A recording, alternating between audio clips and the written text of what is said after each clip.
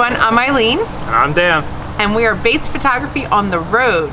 Today's video, we're talking about upgrades, add-ons, and things that are absolutely on our wish list for the future for our beautiful Imagine 2150 RV camper. And these are upgrades that we recommend highly, and let's just get started.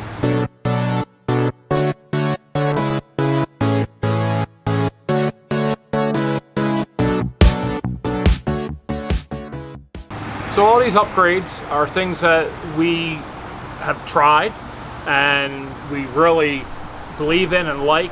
None of this is sponsored and there's no affiliated links to it. This is stuff that we bought and we now swear by. So we're going to start the list off.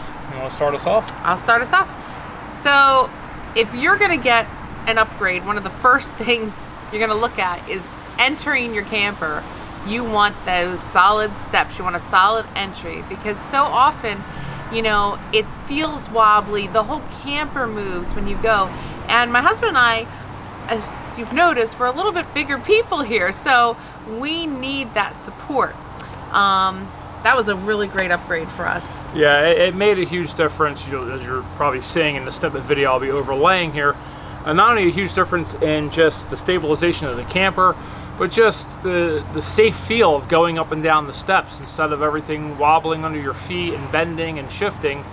I know for some of you out there that may not be an issue, but when you're carrying equipment, especially camera equipment, things that you really don't want to drop, it's nice and safe and secure to go up when you're stepping on these stairs and they don't budge at all. And I don't care how tight your stabilizers are or what system you're using. When you step on those steps, it's a leverage thing, and these steps have made a world of difference. Absolutely. So, speaking of entering your camper, our next item is the RV Locks keyless entry system. That's number 2, and it should be actually number 1 or 2 on everyone's list. Yeah, it was a real simple upgrade, and they come pretty standard. It seems like most of their equipment was designed to just drop right into Grand Design trailers. Now, you know, obviously this list is good for any camper. It's not brand specific. But what I found with the RV Locks, they work with just about every travel trailer, fifth wheel, even Class A out there. But it's funny, some people have to make slight modifications. Every single person that we've ever watched that has a Grand Design, it pops right in. And it's nice, you have the key code to enter, you have a standard old-fashioned key, or you have a key fob that you can use to trigger it remotely. And that's handy for when we're back it into a spot. And just a side note, I learned actually from watching YouTube videos and other well-established full-time RVers that when they give you that purple key at the RV dealership, listen, a lot of those keys can open other people's RVs. It doesn't even seem right, especially with the price that you pay for these RVs, but just for your safety and protection, if you have a purple key and you're watching this video, get yourself an RV lock. And that goes for any key. I don't care if it's a vehicle, a home. There's only so many pin combinations out there. When you're talking the little cheap locks that exist on things like RVs and toolboxes, it's even fewer than that of a house. There may be 3 keys or four pins rather, so that the combinations are much less.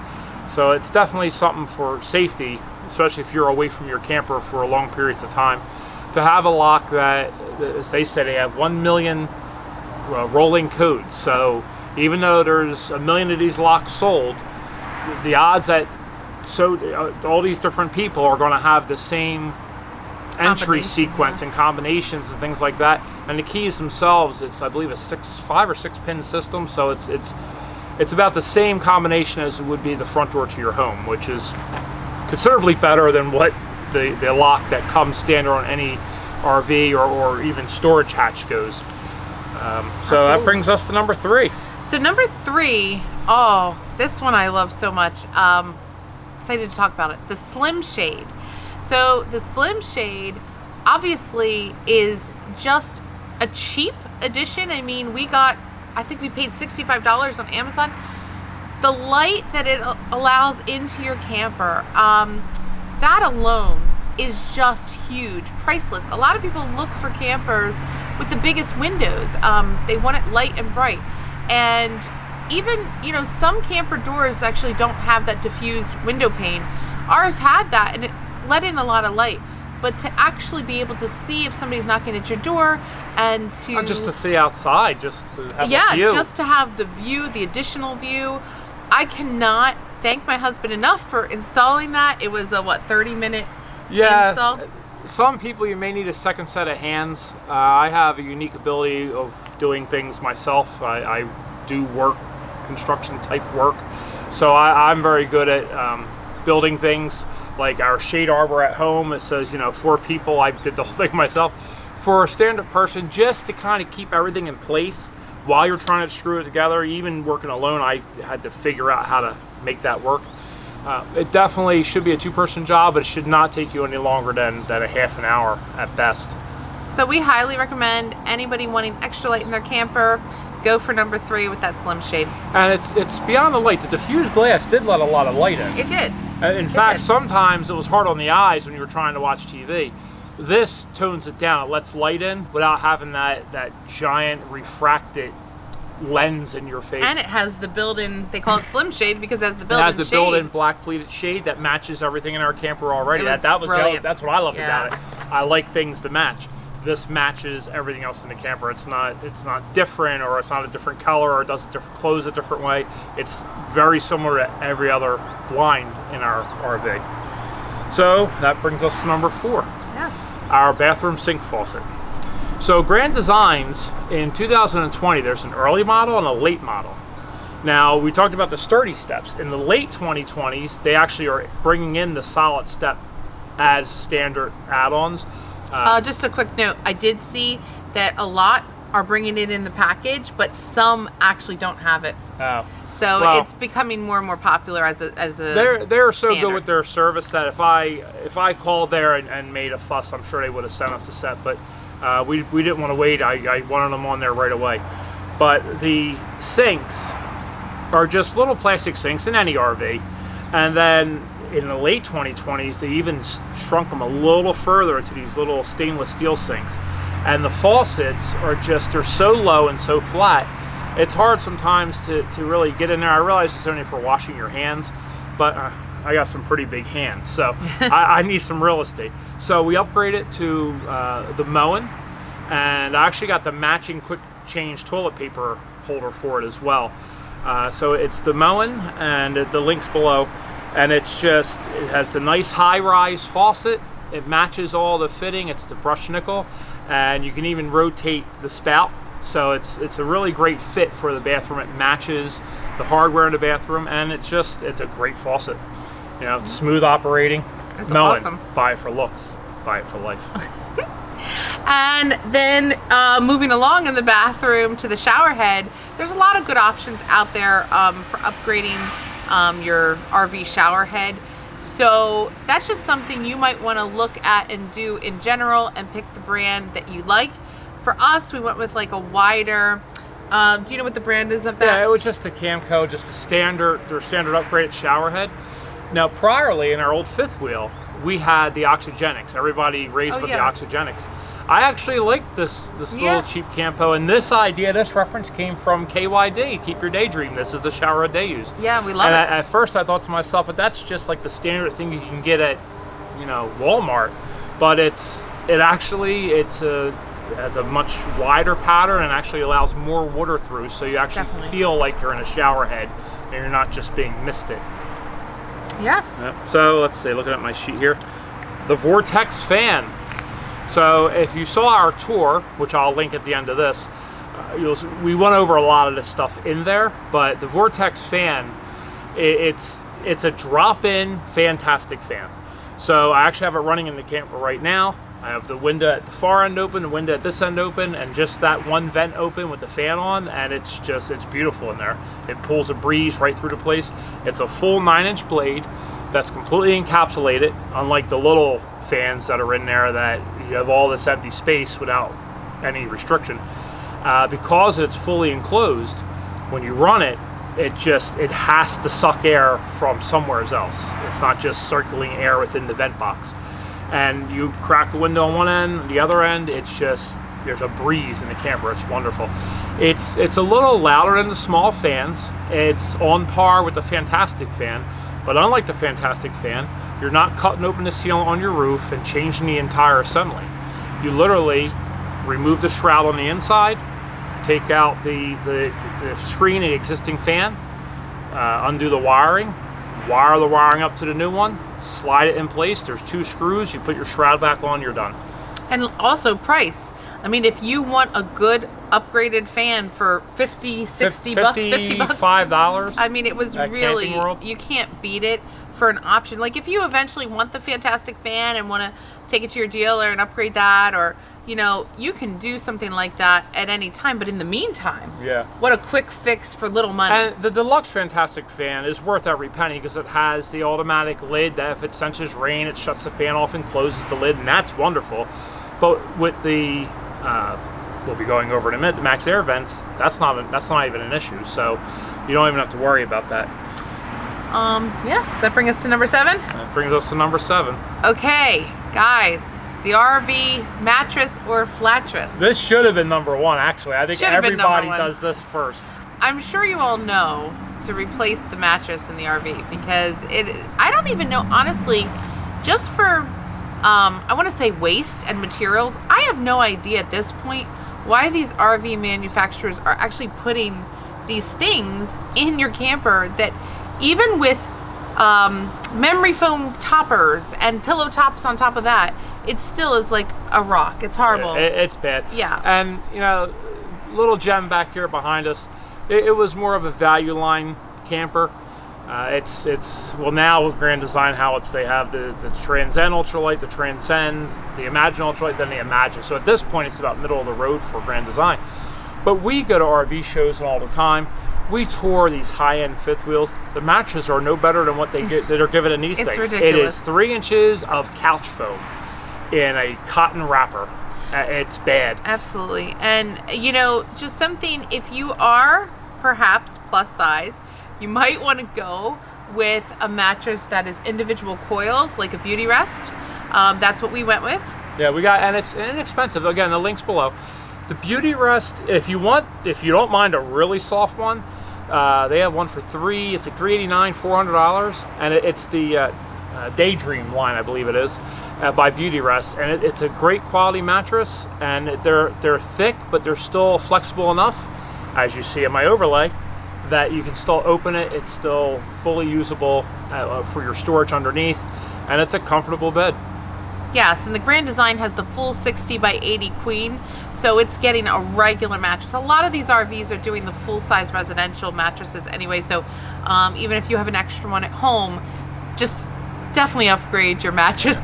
We did think about it because we're like, we just spent all this money for an RV, and you're like, okay, well, let's make this mattress work. No, you sleep one night on that thing, you're not going to make it work. We had a Beauty Rest Black that was in our original 88, 86? Yeah, we had a 1988 Leighton. We camper. We bought it for that, and then it migrated over to our 2006 Silverback fifth wheel, and then when we sold that recently, and they love the mattress. We just left it for the people that bought it, but not realizing we were going to be buying this on the way home from selling that one. We would have brought it, but no, this Beauty Rest Daydream line. It's not the solid memory foam block, which for bigger folks usually isn't a good option. No. It still has the individual coils in it with a little memory foam in there as well. It's a great little mattress, and it's inexpensive. I mean, it's better. You'd spend the same money if you went to Costco or Sam's Club, and you would end up with a mattress that lasts you a year. Yep, absolutely.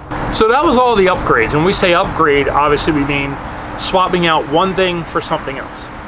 Now we're going to talk about the add-ons, things that we added to the RV. And the first one on the list, at number 1, is the bike rack. So me and the wife, we like to take bike rides around the campgrounds or down nature trails.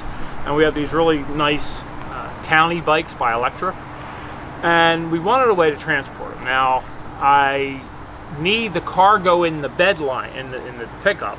I need that space for cargo, firewood, my ladder, things of that nature. And they sell the jacket one that goes over the propane tanks. I don't like the way it obscures the front of the camper. I like you can see make the camper look pretty. I also think I've seen people that when you're hooked up, it's tough to get to the bike sometimes, and you can have dings and problems. So I didn't want to go down that route. I know that the bumper, the square 4-inch bumpers, are not rated for much more than 85 to 100 pounds. It already has a spare tire on there. You get a couple of bikes out on that leverage, being out in that arm bouncing, it's going to wear that bumper out and break it off before too long. So I knew that wasn't an option. So what I came across at Camping World, I walked in the door and it was a stack of them. I would have tripped over them if I kept walking straight, of these ladder mount bike racks. Now your ladder's rated at 300 pounds, so a couple of bikes certainly don't weigh 300 pounds. I mean, it can't really technically hold you, the ladder. Wow. But it can hold the bikes. It held me, but not by ratings, but it held me. Yeah. But it holds the bikes fine, and they're on there, and it's easy to put together. There's 3 little separators that you kind of bolt in, and then there's the 2 hooks you put on, and it kind of hooks over. Now I have mine strapped tight to the ladder, so that there's some people's kind of tilt out, but I have it strapped tight to the ladder itself. And then the bikes hang spaced apart, and I latch the bikes together and then latch them all to the ladder, so they kind of come in together on an angle to the ladder, but they're kept separate at top. Now that being said, you could, if you needed to put 3 or 4 on there, it's set up for 2. You could simply skip it off its little holder and push them tight, and you could probably squeeze 4 on there if you had to, as long as you make sure they're strapped down tight. It would take the weight. There's no bounce, there's no wiggle, and it keeps it off of the RV far enough that the wheel, the pedals aren't like rubbing the back of your fiberglass, scratching it all up. So. I love it. I mean, I just love having the option of having our bikes, where sometimes people just don't want to deal with like these bike racks because they become such an issue, right? Yeah. So the other option that we were going to initially do was, well, I guess we'll just throw them in the bed of the truck, but then what? They get all scratched up. Yeah, and like I said, I have stuff in there. I need that space. Our firewood, our ladder. Usually I have my drone goes in the bed of the truck. There's things in there taking up space that I don't want to carry in the RV. So definitely a good add-on. Absolutely.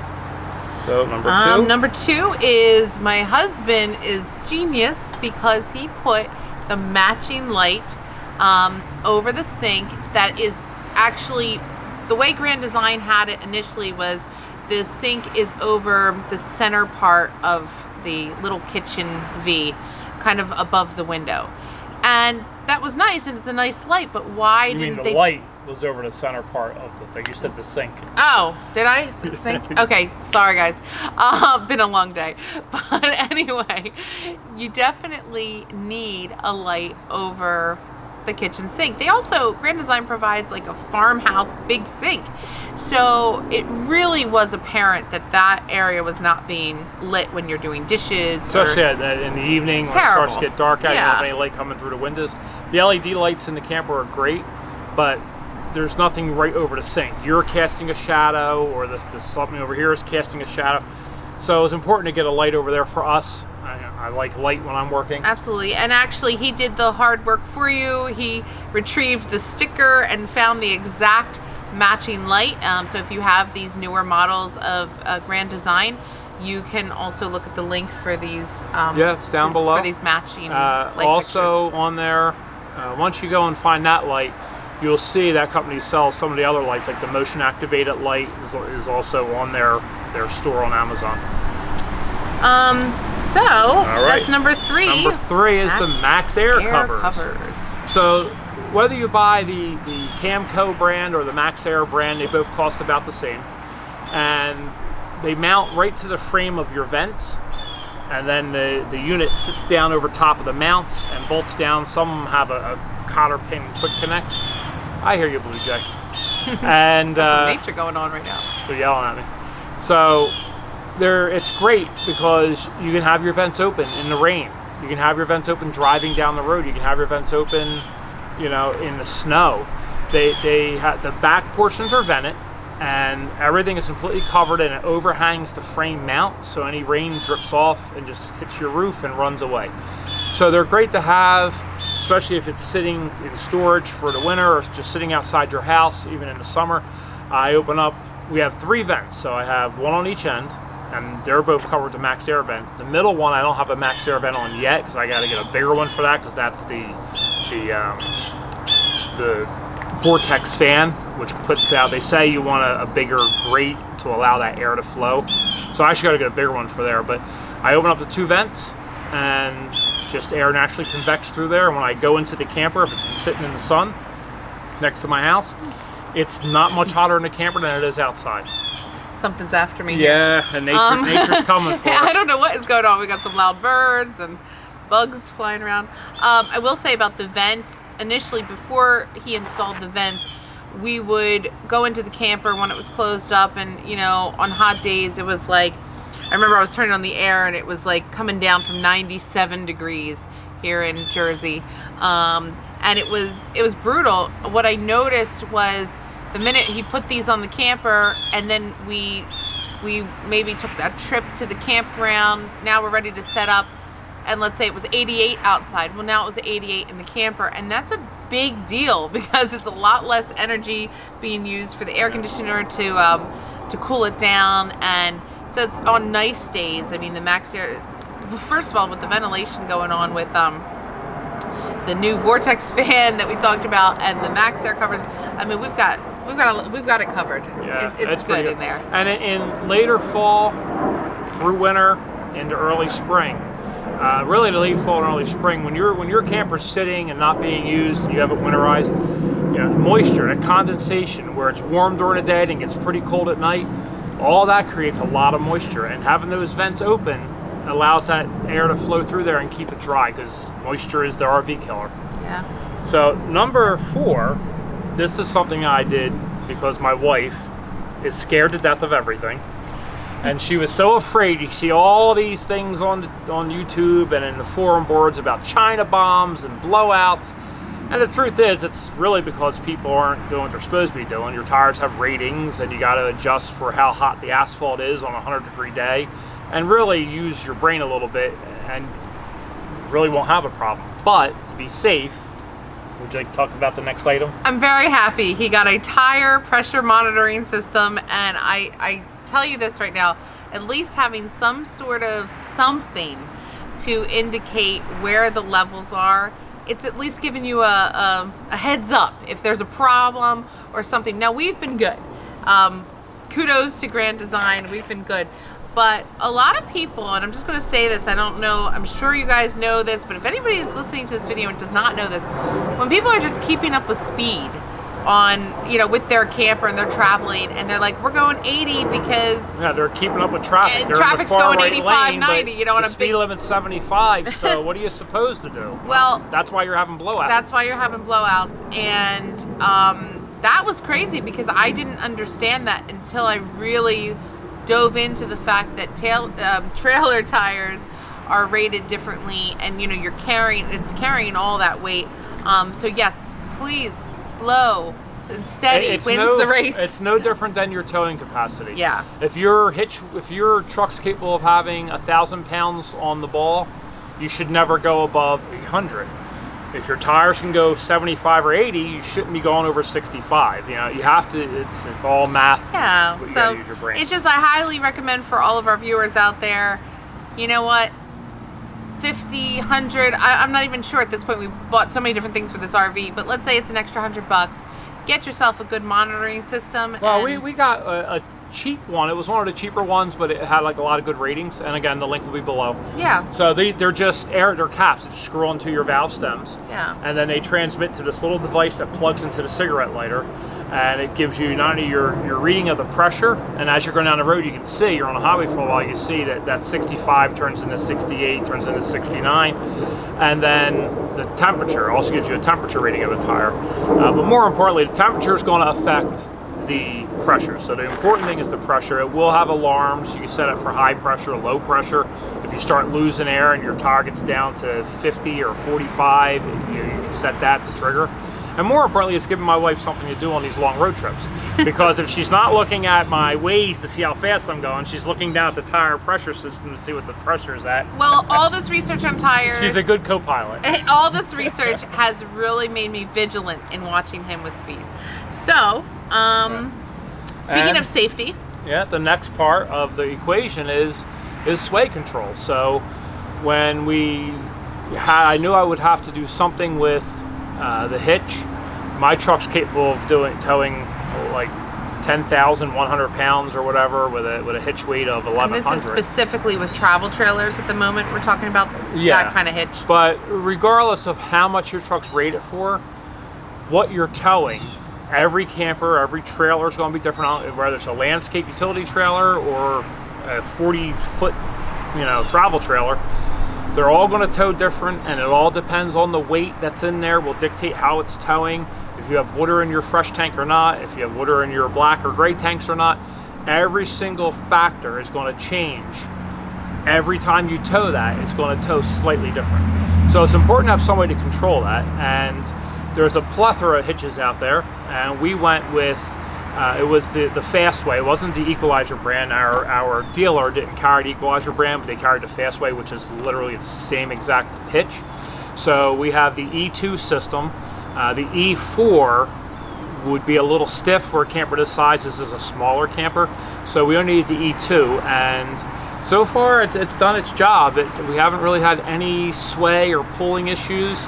It is a little noisy. Knock on wood. Yeah. It is a little noisy when you're turning and you're backing up back into your spot. Noisy, it creaks and pops as those friction bars slide.